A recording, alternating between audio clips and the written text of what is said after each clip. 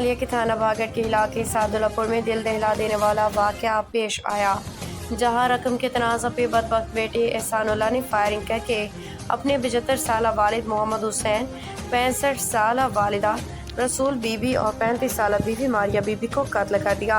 मुलजिम चंद रोज कबल कवैत से वापस आया था और वालिद से ज़मीन फरोख्त की रकम मांगने पे झगड़ा हुआ, जो जानलेवा बन गया। वारदात के बाद मुलजिम फरार हो गया।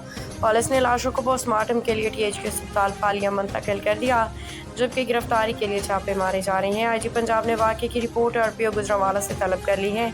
DPO मंडी बहाउद्दीन ने फौरी गिरफ्तारी का हुक्म देते हुए मुलजिम की तलाश के लिए टीमें तश्कील दे दी हैं। इलाके में शदीद शोक की फिजा। Report मظھर Iqbal Tarar, BBC Urdu news, मंडी बहाउद्दीन।